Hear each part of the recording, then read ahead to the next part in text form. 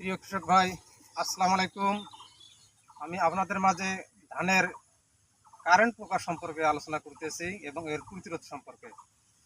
আপনাদের ধান প্রায় কাঁচা পাকা অনেকের হয়ে গেছে।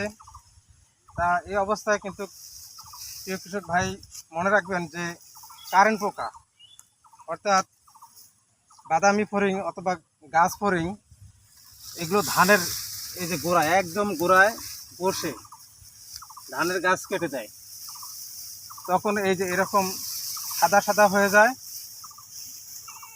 আর আপনারা এটার প্রতিরোধ আপনারা কিভাবে প্রতিরোধ করবেন সেটি হলো যে কীটনাশক উপায়ে অর্থাৎ নিতেন পাইরাম প্লাস পাইম্যাট্রোজিম গ্রুপের ঔষধ 16 লিটার পানিতে আপনারা 8 গ্রাম গুলাইয়ে স্প্রে করবেন। আর স্প্রে করার ধরনটা আমি বলে দিতেছি আপনাদের, অর্থাৎ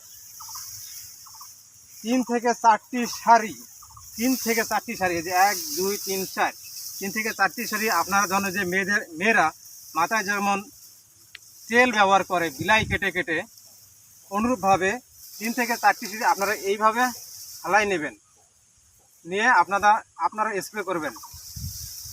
তা নাহলে অর্থাৎ যদি স্প্রে করেন না হালায়ে তাহলে আপনারা সুফল পাবেন না। এই জন্য আপনাদের বলতেছি যে যদি কারেন্ট রোগে আপনাদের ধান ক্ষেত আক্রান্ত হয়ে থাকে তাহলে মূলত আপনারা 3 থেকে 4টি সারি এইভাবে বিলাই কেটে অবশ্যই স্প্রে করবেন। আবার পর গিয়ে আবারও 3 থেকে 4টি সারি এইভাবে বিলাই কেটে আপনারা স্প্রে করবেন। তাহলে আপনার ধান কারেন্ট পোকা মুক্ত হবে।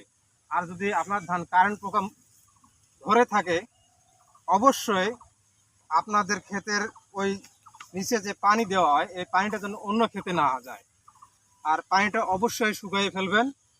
আর সবচেয়ে বড় কথা হলো যদি আপনার ধান ক্ষেত 60 থেকে 70% ধান পেকে থাকে আমার মতে অবশ্যই আপনার ধান আপনি কেটে ফেলুন, তাহলে আপনি কারেন্ট পোকার হাত থেকে বাঁচবেন। তা সুপ্রিয় দর্শক মণ্ডলী, আপনাদের আবারও বলছি, আপনারা আপনাদের জমি যদি আপনাদের ধান ক্ষেত যদি কারেন্ট পোকা আক্রান্ত হয়ে থাকে তাহলে আপনারা অবশ্যই নিতেন পাইরাম প্লাস পাইম্যাট্রোজিম গ্রুপের 8 গ্রাম 16 লিটার পানিতে আপনারা ব্যবহার করেন। প্রিয় কৃষক ভাই, আপনারা ভালো থাকেন।